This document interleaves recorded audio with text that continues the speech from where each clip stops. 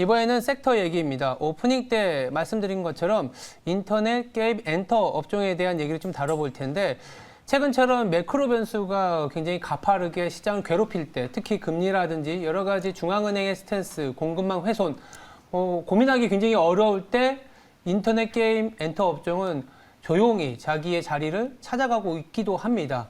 그래서 이분 모시고 자세히 한 얘기를 좀 나눠보도록 할 텐데요. 최근에 이제 네이버와 카카오 등 규제라는 이슈도 있었는데 좀 숨어져 있는 가치를 좀 보자라는 얘기를 하시는 분입니다. 현대차증권의 김현용 애널리스트 나왔습니다. 안녕하세요. 네, 안녕하십니까. 오랜만에 뵙네요. 예, 잘 지내시죠? 잘 지내시죠? 네. 저를 배신하고 다른 회사로 가서. 그럴 리가 있겠습니까? 아닙니다. 네. 농담이고 네. 여기서라도 보니까 너무 반갑습니다. 일단 제가 서두에 말씀드린 것처럼 시장이 오늘도 보니까 뭐 코스피 코스닥은 여지없이 하락을 하는데 물론 인터넷 게임주도 시장이 급락하거나 안 좋을 때는 다 같이 하락을 하는 거는 네. 뭐 어쩔 수 없는 상황이지만 네. 그래도 그 안에서 우리가 좀 찾아보기에는 편안하다고 하면 좀 그렇지만 대내적인 변수 아니면 그 기업만의 변수만 봐도 괜찮은 업종들이 맞잖아요. 네네. 그래서 그 얘기를 좀 해볼 텐데 네. 이제 악재부터 얘기를 좀 해볼게요. 네. 그러니까 대내적인 것, 즉 그 기업에 이제 속한 게 사실 우리나라는 규제인데 예, 맞습니다. 여전히 규제가 완화된다는 얘기를 하는 거는 아닌 것 같아요. 네. 네이버라든지 카카오의 칼날이 네.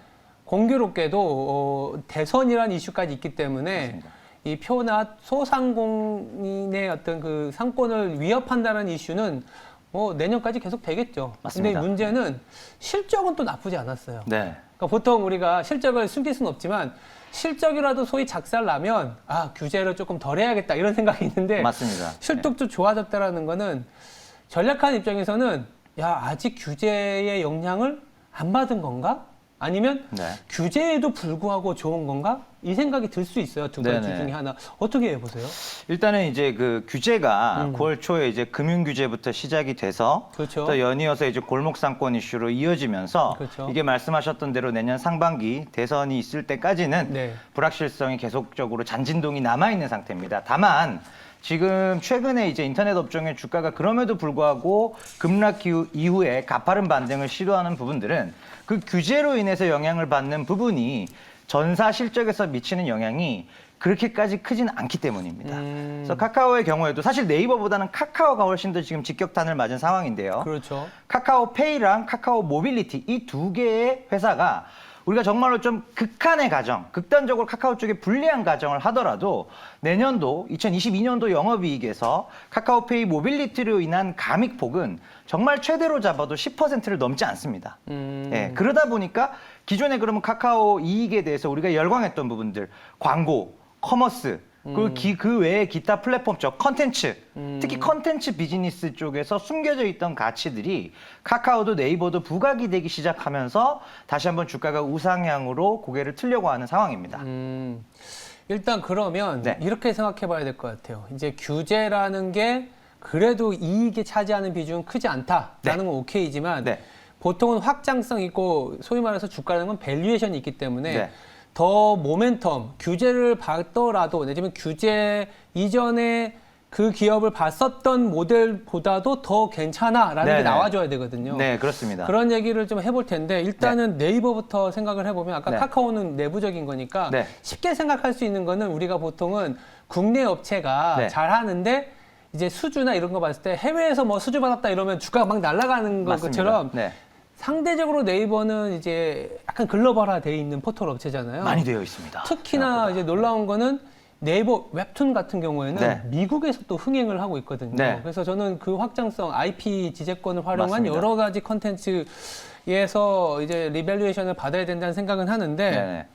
네이버가 그렇다면 뭐 미국이나 글로벌하게 어떤 판매 전략은 아니고 어떤 네. 확장 전략이라든지 네. 그리고 지금 주가는 좀 그래도 많이 빠졌는데 이게 선반영된 건지 아니면 지금부터 더 나올 게 많은 건지부터 해외 네네. 쪽부터 한번 짚어볼까요? 알겠습니다. 네이버 같은 경우에는 지금 일단 결론적으로는 그 말씀하셨던 그런 컨텐츠 쪽에서 숨어져 있는 가치들이 그렇죠? 다 더해보면 한 10조 원 정도 됩니다. 10조 원. 예. 지금 그래서 시총이 어떻게 되죠? 67조, 8조 아, 왔다 그래도 갔다 하고 한 30, 있으니까요. 20%가 넘네요. 예, 한 15%에서 네. 20% 사이 정도의 상당한 비중을 차지하고 있고요. 네. 지금 말씀드린 10조는 웹툰 뺀 겁니다. 웹툰 더하면은 뭐 뭐 20조 반 이상. 이상 예, 되겠네요. 맞습니다. 그러니까 컨텐츠에 대한 가치가 지금 충분히 부각되어 있지 않다고 말씀드리는 게 네이버 웹툰 웹소설만 보더라도 전 세계 1억 7천만 명의 이용자 기반을 가지고 있고요. 예. 이번 3분기 실적이 컨텐츠 쪽이 굉장히 서프라이즈가 나왔던 부분들도 웹툰 실적이 YOY로 80% 성장한 부분이 가장 주요했습니다. 그래서 웹툰 외에도 또 잘 아시는 이제 소위 말하는 G세대양, Z세대양 플랫폼들이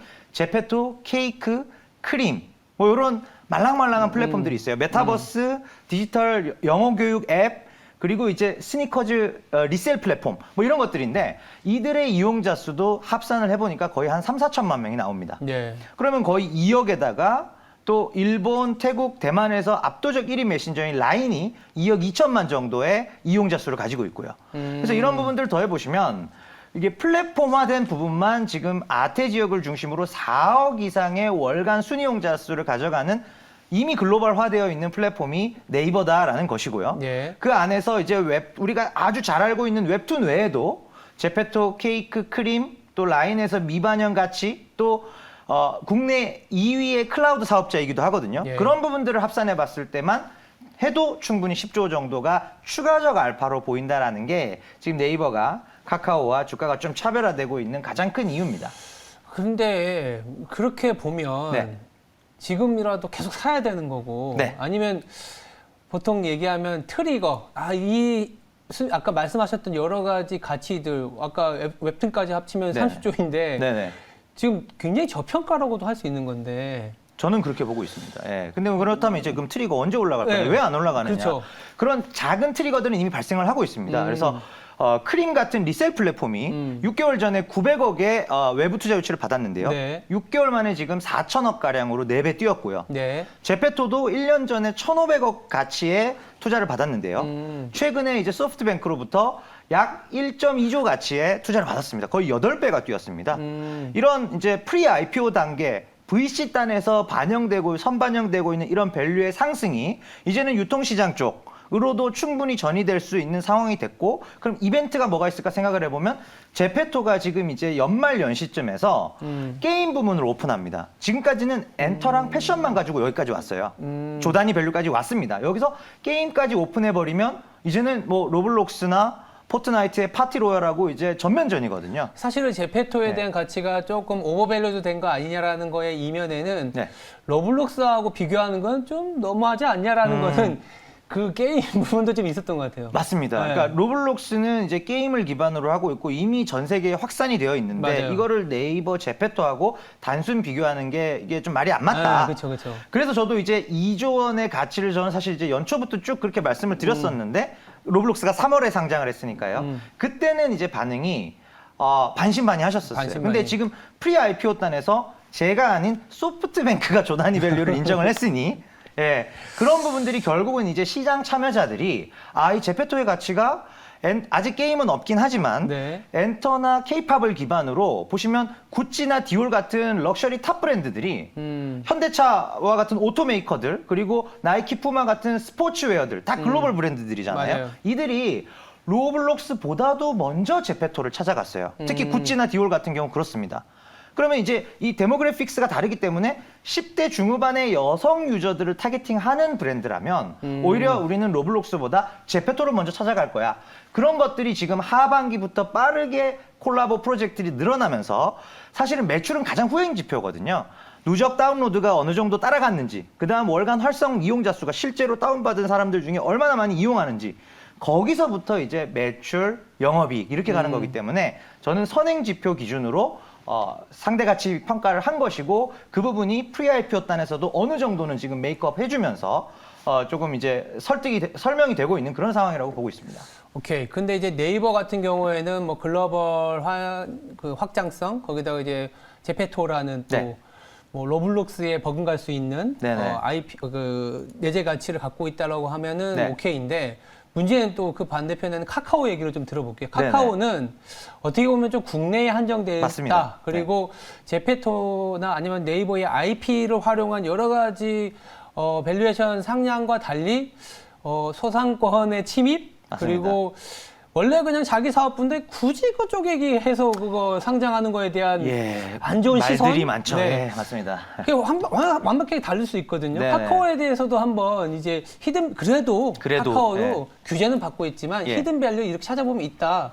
뭐 있을까요? 있습니다. 카카오는 네. 이제 네이버만큼 크진 않은데요. 네. 한 3조 원 정도의 가치는 뭐 시총 대비 5%밖에 안 되지만 네네네. 그래도 우리가 추가적으로 바라볼 수 있는 밸류는 드라마, 영화의 제작 쪽하고 직접적으로 연예기획사 6개를 운영하면서 가져가는 K-팝 에이전시 업입니다. 그래서 드라마, 영화 제작을 내년도에 총 12편을 계획하고 있고요.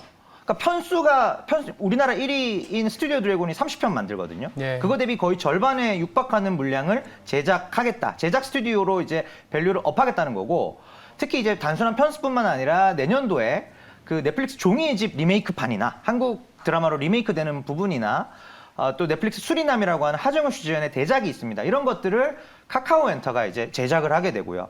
K-팝도 올해 이제 330만 장, 내년에 거의 한 450만 장.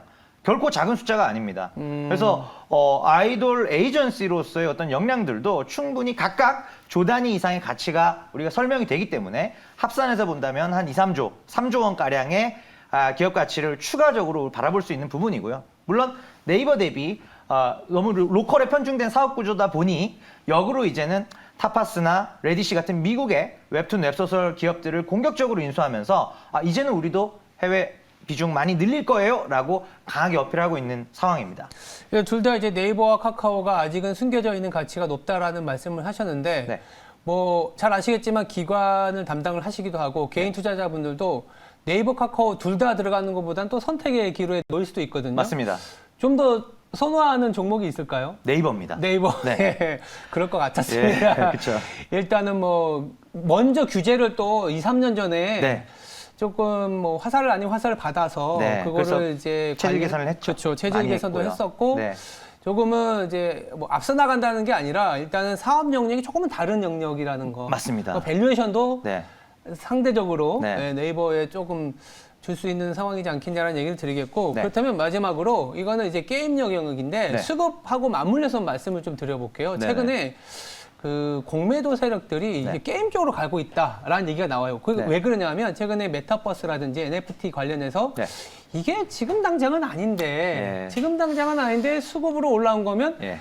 공매도가 좀 유입되면서 누를 수 있는 가능성. 네. 그 반대편에 있는 건 펀더멘털이 괜찮으면 버틸 수 있잖아요. 맞습니다. 요거에 대한 견해만 간단히 좀 말씀해 주세요. 저는 사실 지금의 주가 레벨에서는 메타버스나 NFT 테마로 오른 게임주들은 사실 공매도에 강한 유혹을 느낄 수밖에 없다. 그러니까 그렇죠. 수급적으로 오히려 매도 세력이 좀 우위다라고 저는 보고 있어요. 왜냐면은 이제 이 메타버스나 NFT가 현재 뭐 위메이드가 이제 뭐 플레이 투 언이라고 해서 P2E 모델을 만들고 지금 승승장구는 하고 있지만 네. 그럼에도 불구하고 이익 대비 뭐 50배, 60배 높은 밸류에이션을 받을 만큼 비즈니스 모델이 체계화되어 있는 상태는 아니라고 보고 있습니다.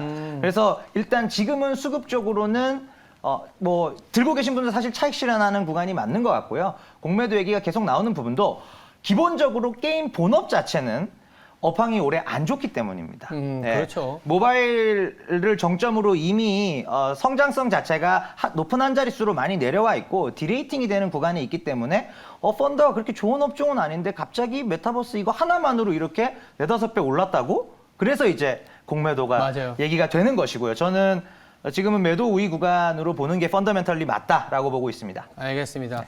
오늘 굉장히 시원시원하게 잘 풀어주신 것 같고 네이버에 대한 강한 콜도 이제 뭐 반응이 좀 나쁘진 않습니다. 자주 좀 네. 나와주시기 바라고요. 예, 불러주십시오. 예, 네. 오랜만에 뵈서 좀 반가웠습니다. 지금까지 현대차증권의 김현용 애널리스트였습니다. 감사합니다. 감사합니다.